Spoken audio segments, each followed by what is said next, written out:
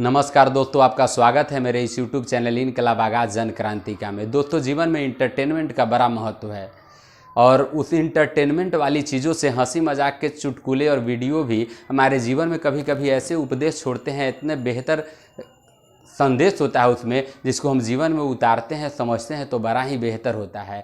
दोस्तों, हम एक ऐसी ही कहानी शेयर कर रहे हैं कि एक गृहस्थ आदमी का बेटा छत से गिरकर मर गया। वह बड़ा भाव विह्वल होकर बेचैन होकर रो रहा था। उसी रास्ते से एक संत जी जा रहे थे और संत तो दया के सागर होते ही हैं। उन्होंने देखा और उनसे रहा नहीं गया। वो गृहस्थ के पास पहुंच करके उनको समझाने लगे कि बेटा, दुनिया में कोई भी रहने नहीं आया है। स्थिति परिस्थिति बस सबको जाना और आना होता ही है। दुख व्यक्त करने का कोई चिंता नहीं है, माया मोह है। बस इस धैर्य बनाए रखो कि हर आदमी मरेगा।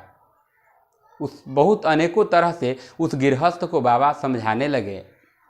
बाबा की बातों का असर हुआ उस गृहस्थ पर और वह रोना छोड़ दिया और फिर बाबा चले गए। कुछ दिनों के बाद की बात है कि गृहस्थ कहीं जा रहा था, संत जी के घर के ही पर होते हुए गुजर रहा था, कहीं जा रहा था तो संत जी को बड़ा रोते हुए देखा तो वह बड़ा बेचैन हो उठा गृहस्थ। उसने किसी से पता लगाया तो पता चला कि संत जी की एक बकरी थी जो मर गई है। गृहस्थ बड़ा आश्चर्यचकित हो गया कि हमारा बेटा मरा था तो बाबा इतना उपदेश दे रहे थे, इतने बेहतर बातें बता रहे थे, और इन बकरी के मरने पर इतना भाव विह्वल होकर रो क्यों रहे हैं।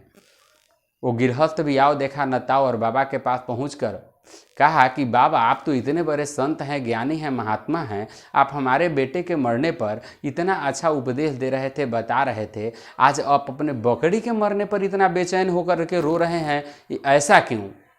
बाबा ने बड़ा ही सुंदर जवाब दिया कि वो बेटा तुम्हारा था और ये बकरी मेरी थी, इसलिए हम रो रहे हैं। दोस्तों, उपदेश देना बड़ा ही आसान काम होता है, लेकिन उसी उपदेश को अगर आप अपने जीवन में उतार लेते हैं तो जीवन बड़ा ही बेहतर हो जाता है।